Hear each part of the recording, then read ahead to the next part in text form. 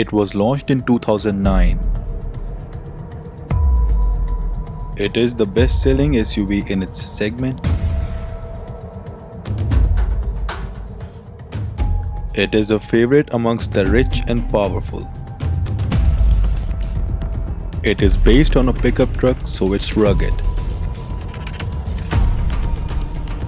It is often called overpriced but is reliable. It is the Fortuner.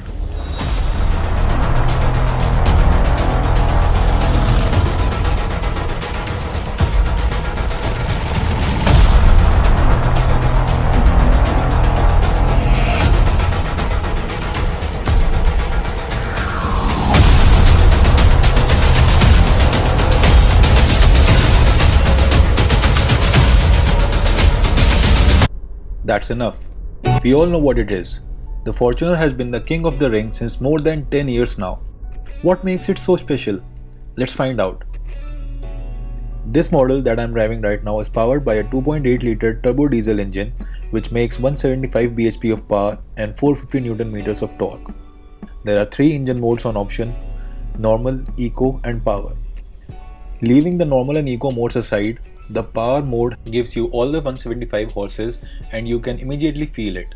The throttle responses get better and the car surges forward with confidence. The hydraulic power steering is precise for a car of this size and offers good feedback of the road.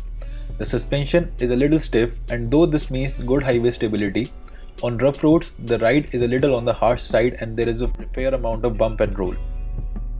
Overall, there is a feeling of invincibility, ruggedness and the reliability of Toyota which makes the Fortuner the king in its segment.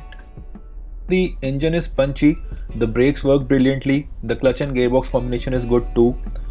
Although there is a fair bit of vibration on the gear lever which takes away some amount of the premium feel for a 40 lakh rupees car.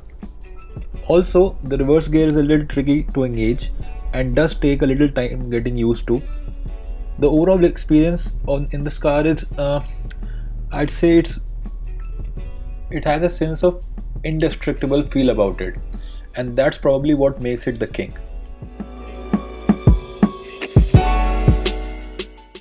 Oh wait, I forgot to show you the interiors.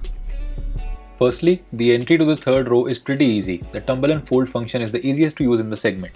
The third row of seats is best suited for children or shorter people because the legroom, as you can see here, is pretty tight, and the headroom is okay, but it is pretty much good for short journeys only, and I'd say that I'm not very much comfortable here, although the seat back here can be reclined as per my convenience and I get my own AC vents here, but still it's best suited for children, and in longer journeys it will be pretty uncomfortable here. I also get a set of bottle holders on both the sides, and all in all the experience is pretty average and it's not very comfortable for longer journeys.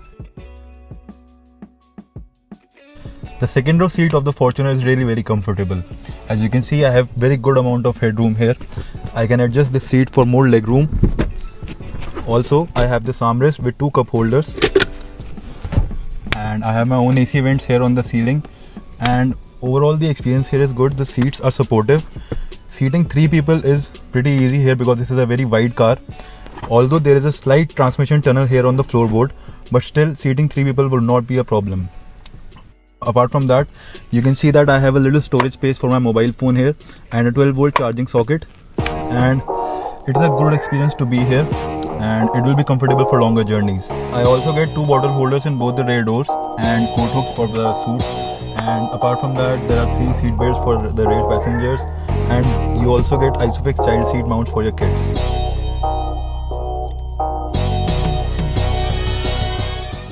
The boot is fairly small at 296 liters when all the 7 seats are in use.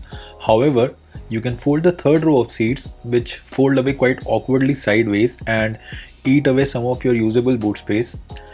But fold the second row of seats and there's enough room to move all your stuff around. It suddenly becomes commodious enough to shift all the stuff of a small apartment.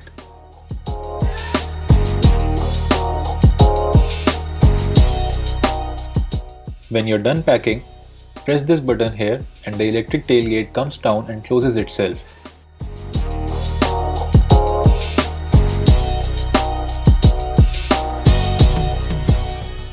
The dashboard design of the Fortuner is more oriented towards practicality. There are hard plastics on the top of the dash, and although this protruding element is leather wrapped, it looks like an afterthought to me. There are two commodious glove boxes and one of them is cooled. You get these pop-out cup holders for the both front seats, and both the front doors have a bottle holder. The center console looks busy with lots of buttons, and it has the controls for the AC, the infotainment system, and the rotary knob for the 4x4 system and the hill descent control. The touchscreen infotainment system is not the best to use, and it lacks the fluidity that even some cheaper cars offer. It also misses out on Apple CarPlay and Android Auto. The steering wheel has loads of buttons too. There are buttons for the voice commands, cruise control, audio control, and the MID system, which is very informative by the way.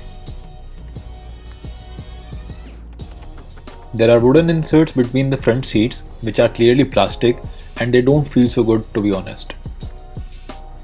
The center armrest has a big storage bin too.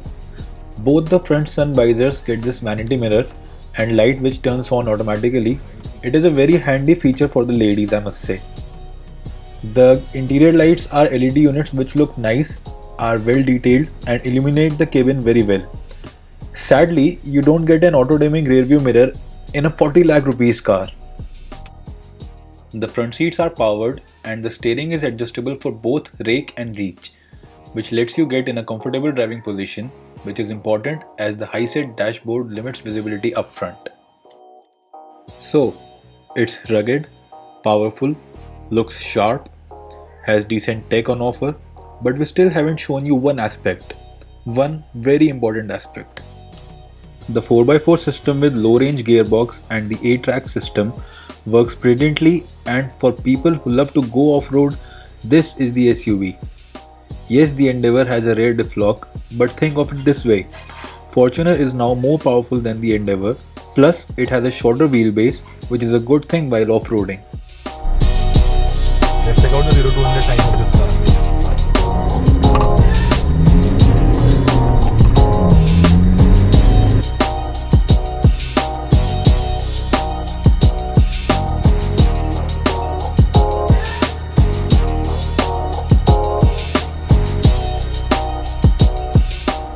So, what's our verdict? Who cares? People love the Fortuner for its brute appeal, and we can't disagree. To be honest, if given an option, I'd still choose the Endeavour over this, but that's plainly because it is the more comfortable car and is more refined and has a car-like driving experience. But if I lived in a semi-urban area and had to tackle rough terrains every day, I'd choose the Fortuner for its manual transmission and the invincible feeling. If you liked the video, give it a thumbs up, subscribe to the channel and follow us on Instagram for daily automotive news updates. It's goodbye for now.